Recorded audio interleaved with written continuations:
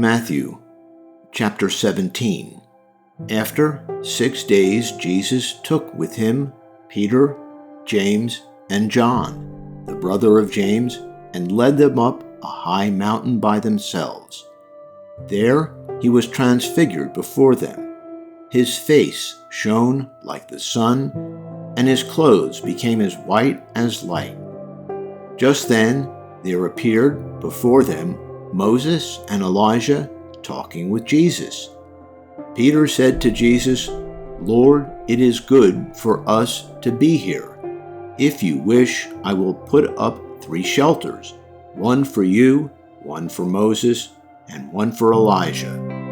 While he was still speaking, a bright cloud covered them, and a voice from the cloud said, "This is my Son, whom I love. With him I am well pleased. Listen to him." When the disciples heard this, they fell face down to the ground, terrified. But Jesus came and touched them. "Get up," he said. "Don't be afraid." When they looked up, they saw no one except Jesus. As they were coming down the mountain, Jesus instructed them, "Don't tell anyone what you have seen until the Son of Man has been raised from the dead." The disciples asked him, "Why then do the teachers of the law say that Elijah must come first?" Jesus replied, "To be sure, Elijah comes and will restore all things. But I tell you, Elijah has already come, and they did not recognize him, but have done to him everything they wished. In the same way, the Son of Man is going to suffer at their hands."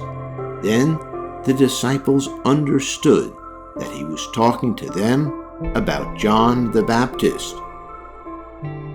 When they came to the crowd, a man approached Jesus and knelt before him. "Lord, have mercy on my son," he said. "He has seizures and is suffering greatly. He often falls into the fire or into the water. I brought him to your disciples, but they could not heal him." "You unbelieving and perverse generation," Jesus replied, "how long shall I stay with you? How long shall I put up with you? Bring the boy here to me." Jesus rebuked the demon, and it came out of the boy, and he was healed at that moment. Then the disciples came to Jesus in private and asked, "Why couldn't we drive it out?" He replied, "Because you have so little faith. Truly, I tell you, if you have faith as small as a mustard seed, you can say to this mountain, 'Move from here to there,' and it will move. Nothing will be impossible for you." When they came together in Galilee, he said to them, "The Son of Man is going to be delivered into the hands of men.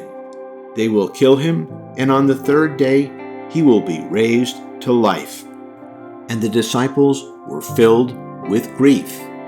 After Jesus and his disciples arrived in Capernaum, the collectors of the 2 drachma temple tax came to Peter and asked, "Doesn't your teacher pay the temple tax?" "Yes, he does," he replied. When Peter came into the house, Jesus was the first to speak. "What do you think, Simon?" he asked. "From whom do the kings of the earth collect duty and taxes? From their own children or from others?" "From others," Peter answered. "Then the children are exempt," Jesus said to him. "But so that we may not cause offense, go to the lake and throw out your line. Take the first fish you catch, open its mouth, and you will find a 4 drachma coin. Take it and give it to them for my tax and yours."